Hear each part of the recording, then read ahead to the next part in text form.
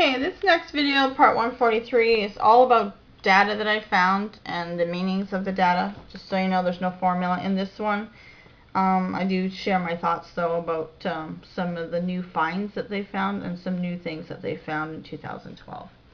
So this is line 18A, a3y4 Be7 CNO Neutrinos, measurement MSW effect Wow Seti. There's a Wow Seti radio signal.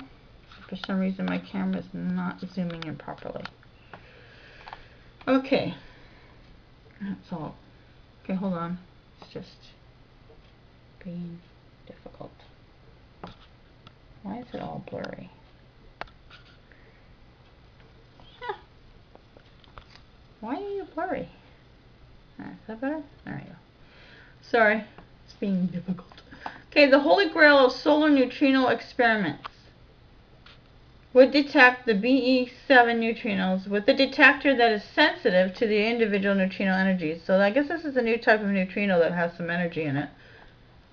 This experiment would test the MSW hypothesis by searching for the turn-on of the MSW effect. Some exotic models are still capable of explaining the solar neutrino deficit, so the observation on the MSW turn-on would, in fact, finally solve the solar neutrino problem. Here we go again. Oh. I wish there was a way to talk without burping. I had spaghetti for supper this time. February 19, 2012, my thoughts. Looking at this new data, I just thought there was one kind of neutrino when I first started video blogging my research about them from lines 1 to 17. Now in line 18 data, I'm finding out there's all sorts of variations of mass and energies within the neutrino.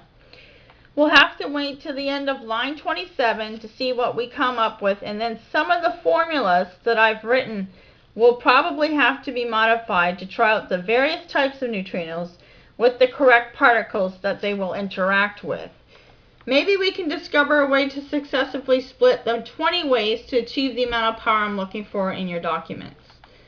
Keywords that stand out to me is Be7 neutrinos with a detector that is sensitive to the individual neutrino energies, MSW hypothesis by searching for the turn-on of the MSW effect, MSW equals Mikheyev-Smirnov-Wolfstein effect.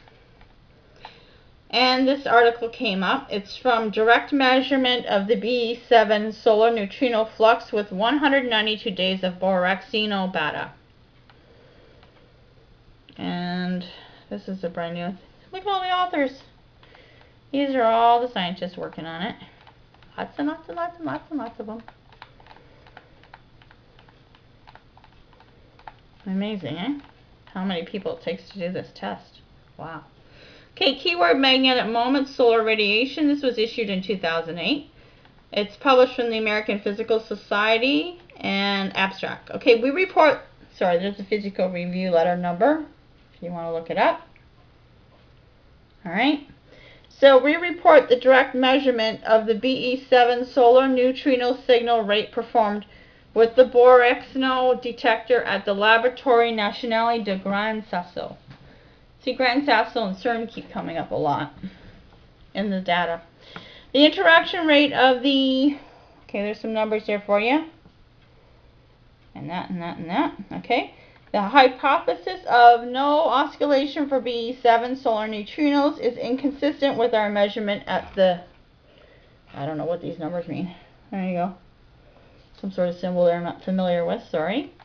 Our result is the first direct measurement of the survival probability for solar VE in the transition region between matter-enhanced and vacuum-driven oscillations. The measurement improves the experimental determination of the flux of Be7, PP, and CNO solar VE, and the limit on the effect of neutrino magnetic moment using solar neutrinos. So because this article came up, it is going to have something to do with the formula, because you're going to want to take a look at the data and see what can be used with the other formulas that we mix together, okay? Again, any article that comes up, any blog post that comes up in the Wow Seti signal, I believe it has something to do. It all links together. Again, this is a bunch of puzzle pieces that we have to put together, and it's going to take us some time. And yeah, I'm at what, 143? That's supposed to be 15 videos. It still kills me that it's so many. That's so good. We're learning something, I hope, right? I'm learning a lot. I don't know if you guys are, but I am. So neutrinos point to the rare stellar fusion, February 9th, 2012. Again, this is a brand new posting I pulled off their site. I googled borax CNO because I wanted to see what they do. Okay. So the sees PEP reaction in the sun. I don't even know what all those are. That's huge, eh? Look at that. Okay, neutrinos capture under a mountain in central Italy have provided the first direct evidence for a nuclear reaction involved in the conversion of hydrogen to helium inside the sun. So basically, they just proved in 2012, February, that sun has nuclear reactions within it, and that's what keeps it going, right? So the observation was made by the borax CNO collaboration, which next hopes to ensnare as yet unseen neutrinos from fusion reactions taking place in stars heavier than our own. Just so you know, I read the recent posting. They're changing something to do with their process. They're changing it, or they're doing something different with it, and they're going to start testing again in April of 2012. Okay. So most of the sun's heat is generated in fusion reactions that form what is known as the proton-proton cycle. This involves the fusion of two hydrogen nuclei protons to form heavy hydrogen. The fusion with a third hydrogen nucleus to form helium-3, and then via various pathways the creation of extremely stable helium-4. Again, they use helium and hydrogen was noted in the mixtures of the fuels that they use to get up into outer space. Okay. So detecting any kind of neutrino is difficult because the particles interact extremely weakly with all other kinds of matter. So if they actually found a way for them to interact strongly, I think that would make life a lot easier for them.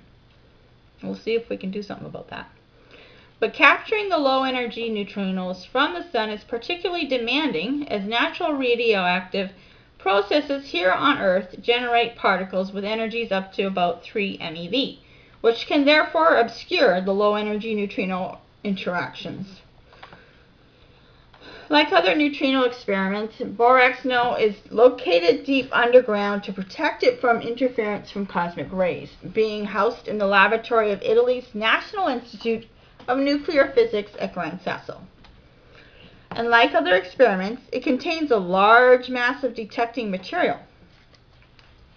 In this case, about 280 tons of liquid scintillator, which generates flashes of light when neutrinos scatter off electrons inside it. Oh, so that's how they get it to work. What sets the experiment apart, however, is the extreme purity of the materials used to create it, such as the scintillator itself and the stainless steel sphere that holds the scintillator, with levels of radioactivity inside each one reduced to about 10 or 11 orders of magnitude. In data collected between 2007 and 2010, so that's 3 years of work, the borax CNO collaboration made up of physicists from Italy, the US, Germany, France, and Russia had already identified solar neutrinos from the conversion of beryllium-7 into lithium-7. Now, if you remember, lithium is one of the alloys mentioned for the outside of the UFO in the construction of the actual UFO itself. They do mention that you should use lithium to do it. So maybe this has something to do with it. Having a very well-defined energy of 0.86 MeV, these neutrinos were detected at a rate of about 50 a day for every 100 tons of scintillator. In the latest analysis, which uses data obtained since January 2008, wow, so this is 2012, it's 4 years later, they're just starting to publish it now. The researchers observed even rarer events, the detection of solar neutrinos with a precise energy of 1.44 MeV. that are generated by the fusion of two protons and electron and PEP reactions. So these are the neutrinos. I wonder if those are the most powerful neutrinos that you have. Those are the ones you want to use in the UFO formula, okay? Using a new data analysis technique to mask interference from nuclei of carbon-11, which are produced by the few cosmic ray particles that make it down to the experiment, the researchers found that on average, PEP neutrinos collide with 100 tons of detector material 3.1 times a day. So you kind of want to make them collide more than that if you want to create a fuel that recycles its own energy and that can burn for a long period of time instead of 141 seconds, which is what they've got now. But he points out that further data will be needed to fully exploit borexino's potential as a probe of neutrino oscillations. Results from many different experiments over several decades have revealed that neutrinos oscillate from one kind. Well, this is very interesting. You want to read this. This is really cool. They oscillate from one kind, like an electron, muon, or a tau, to another as they travel through space. So they basically, like I said, they start to mirror the other particles around them and they take on their properties. But physicists would like to know exactly how the strength of these oscillations varies with neutrino energy.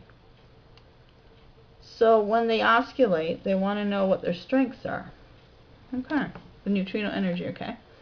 Other experiments have shown that theoretical predictions agree well with the data at higher energies.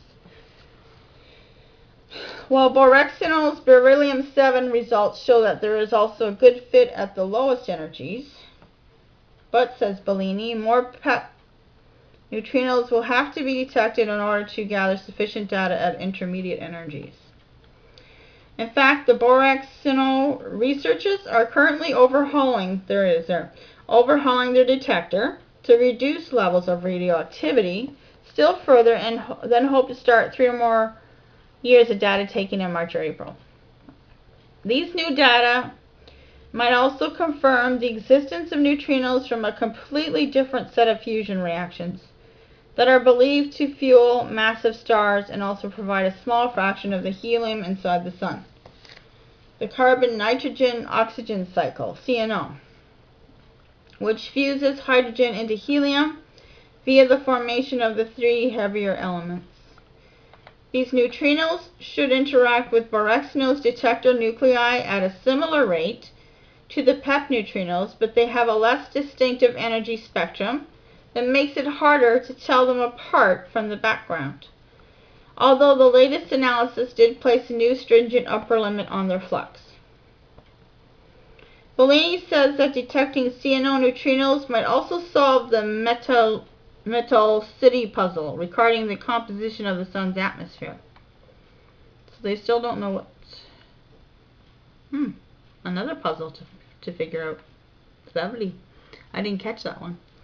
Okay, so scientists have created a 3D model of the atmosphere that agrees well with spectroscopy data, and which predicts about 30 to 40% less carbon, nitrogen, oxygen, neon, and argon on the sun's surface than does an alternative, less sophisticated 1D model. But it is this latter model that is more consistent with data from helioseismology, the study of the sun's interior via the pressure waves that propagate through it. According to Bellini, the observations of CNO neutrinos should settle the matter, since their predicted flux is quite sensitive to the abundance of the various elements in the solar atmosphere. It was written in Physical Review Letters, and the author is Edwin Cartledge. He is a science writer based in Rome. Thank you, Edwin, for writing all this information for us. So that's the end of that video, and I've got more research to do, so I'll let you know when I'm back again. Okay?